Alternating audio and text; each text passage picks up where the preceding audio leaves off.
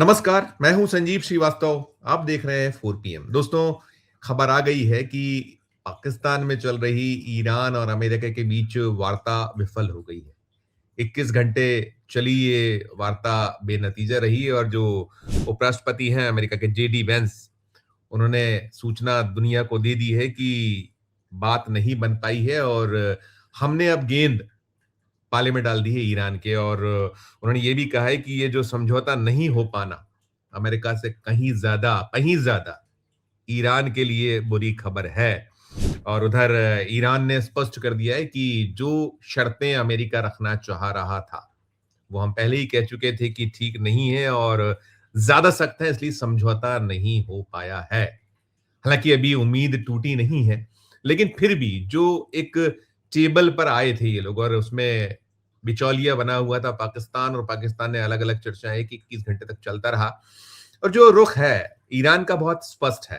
उसने अपनी जो 10 मांगे रखी हैं, वो 10 मांगों में साफ साफ वो बता चुका है कि क्या वो चाहता है। इधर अमेरिका की 15 जो पॉइंट प्रोग्राम है, और वो 15 पॉइंट प्रोग्राम में अब कह ही दिया है ईरान ने कि वो बेहद बेहद सख्त हैं और बात नहीं बन पाई है। और जो पेच फंसा है, निकल कर आया, उसमें जो न्यूक्लियर प्रोग्राम है उससे जुड़ा मसला, और होर्मुज स्टेट ऑफ होर्मुज है, वहां वहां भी जो है संकट ही संकट है। और इस सब के बीच आप देख रहे हैं कि जो राष्ट्रपति डोनाल्ड ट्रंप हैं, 40 दिन चला वो जो जंग चलती रही, और अभी जैसे एक अल्प विराम हुआ है, उसको कहीं एक रोका गया है 14 दिनों के लिए। 14 दिनों के बीच का पूरा दौर, या उसके बीच में जो चला पूरा 40 दिन चले, उसमें डोनाल्ड ट्रंप क्या क्या धमकियां, क्या क्या चेतावनी है, बड़ी बेतुकी बातें डोनाल्ड ट्रंप ने पूरे दौर में कही हैं, करी हैं। कभी वो कुछ कहते हैं, कभी वो कुछ कहते हैं, सुबह शाम दोपहर बयानों से बदलना पलटना, अलग अलग जो स्थितियां हैं वो सारा कुछ बनी रहती है।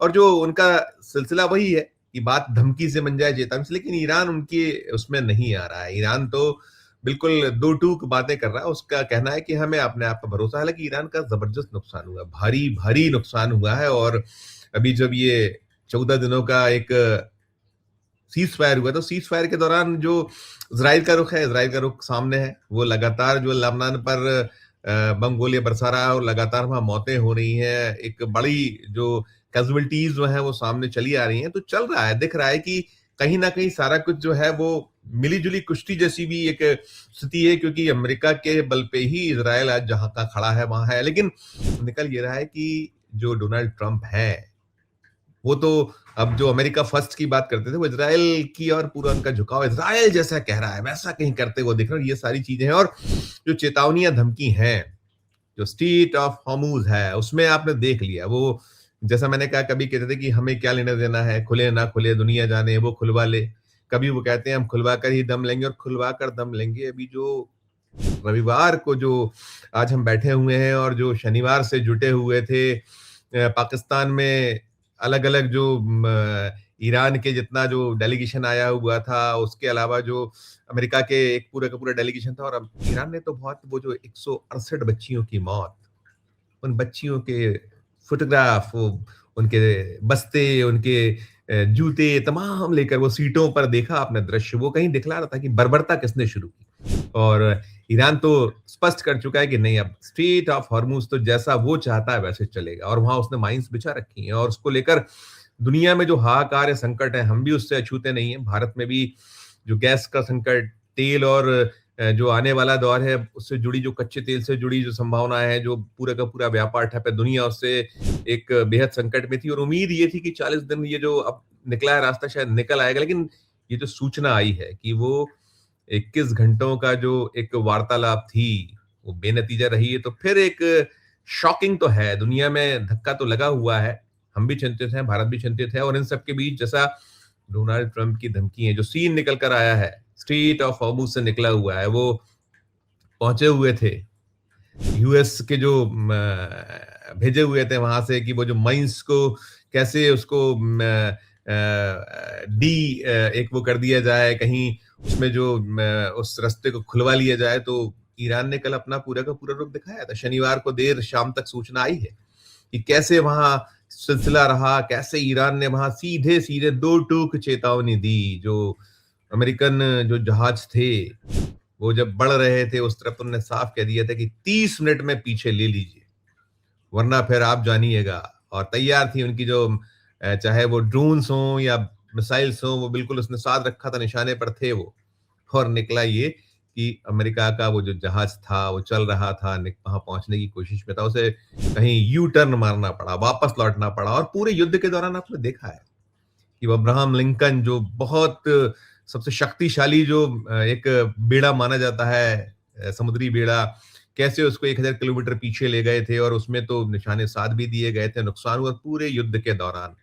जिसको बहुत कमतर आंका गया था ईरान को अमेरिका की ओर से और इजराइल ने, जैसे कहीं एक सोच था दोनों का मिला जुला कि एक चुटकी में हम पूरा का पूरा जो है फतह कर लेंगे और ईरान को धूल चटा दी जाएगी। लेकिन आप देख रहे हैं, एक 40 दिनों का संघर्ष देखा है, उस दरमियान कितना भारी नुकसान अमेरिका का ईरान द्वारा किया गया, एक जबरदस्त नुकसान, जिसमें उनके वो जो फाइटर्स प्लेन जहाजों को निशाना बनाया, जिसकी कल्पना कोई नहीं कर सकता था। कहा जाता था अमेरिका को तो रडार में ही नहीं आते हैं, इसको पकड़ा ही नहीं जा सकता। लेकिन उनकी जो अपनी क्षमता है, ताकत है, और कहीं ना कहीं इसमें सारा कुछ है कि जिस तरह का सीन इस समय दुनिया में है, जो कहीं वर्ल्ड ऑर्डर चेंज हो रहा है, स्थितियां बन रही हैं, चीन भी कहीं पीछे है, कहीं जो है रशिया ने भी पूरी तरीके से ताकत से खड़ा हुआ सारा कुछ है। लेकिन अमेरिका के समझ में नहीं आ पा रहा। अमेरिका अभी भी अपनी हट धर्मिता नहीं छोड़ रहा है। वो इजराइल जिसपे की बहुत सारे हैं, अभी तो ये भी निकल आया है कि इजराइल के जो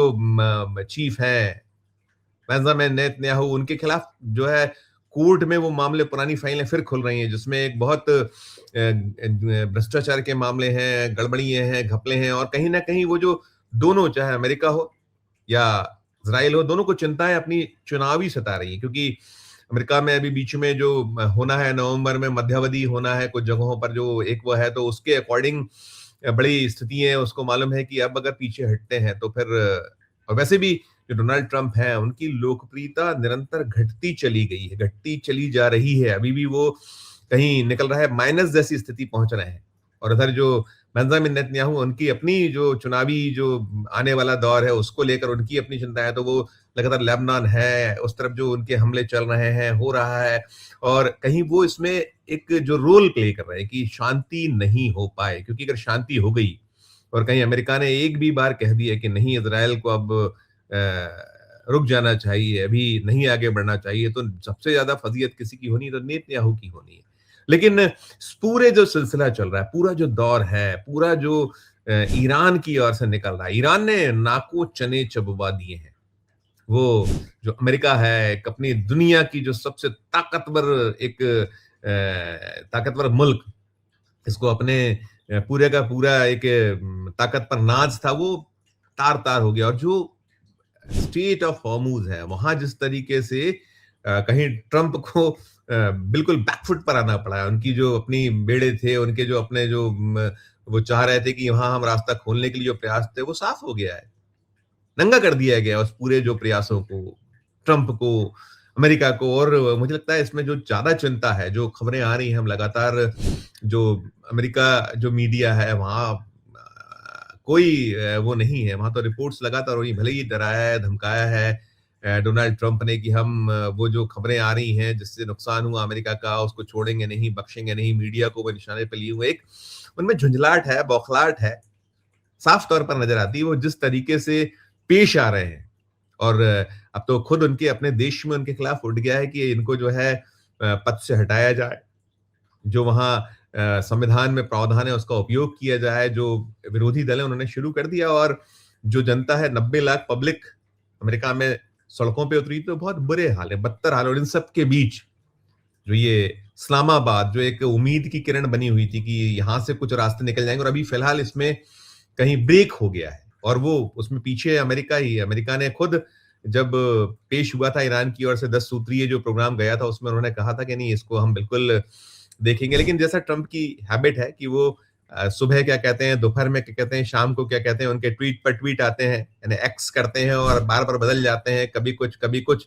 जो जो ये ढुलमुल सब पूरा रवैया है, इसने और बुरे हाल कर दिए। और उसमें जो पूरा एक लाइन का जो सार है, वो ये है कि जो वो कह रहे हैं, ये उन्होंने कहा है कि हम जो है पाषाण युग में पहुंचा देंगे, हम जो है नर्क बना देंगे और ईरान की सभ्यता को मिटा देंगे। ऐसे बहुत बार दावे बार-बार कि बिजली प्लांटों को नष्ट कर दिया जाएगा। लेकिन सच्चाई यही है कि ईरान बहुत-बहुत भारी पड़ रहा है और उसने जो एक गला है, वो स्ट्रीट ऑफ हॉर्मुज़ रूपी उसपे बिल्कुल अपना पैर रखा हुआ है और वो उससे जो कहीं साँसें जो हैं, वो लेना मुश्किल हो रहा है अमेरिका को भी और बाकी उससे दुनिया तो थर्रा रही है। हम भी चिंतित हैं ही, भारत चिंतित है ही।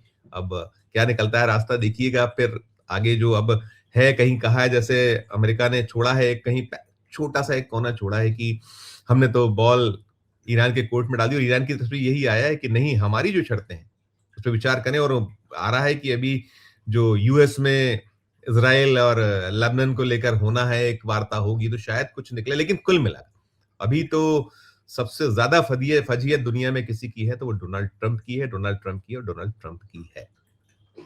पूरी खबर को सुनने के बाद आपकी अपनी जो राय हो, आपकी अपनी जो टिप्पणी हो इस वीडियो के कमेंट बॉक्स में जाकर राय प्रकट कीजिएगा, टिप्पणी कीजिएगा कि वो स्ट्रेट ऑफ हॉर्मुज़ तो हाथ नहीं आ रहा है, जो उसमें है कि हमें चाहिए $1 प्रति बैरल टैक्स और ओमान को भी साथी बनाया और एक दौर में तो अमेरिका भी कह रहा था कि हाँ, हम भी इसमें साथ हो जाएँगे। तो ये है नीति ट्रंप की, फँसे हुए हैं चारों तरफ से। कीजिएगा टिप्पणी, अच्छी लगे खबर तो चैनल को लाइक कीजिए, सब्सक्राइब कीजिए, ज्वाइन का बटन दबाइएगा तो हमारी हौसला अफ़ज़ाई होगी। प्यार और इस्तेमाल देखते रहिए 4 पीएम। धन्यवाद, नमस्कार।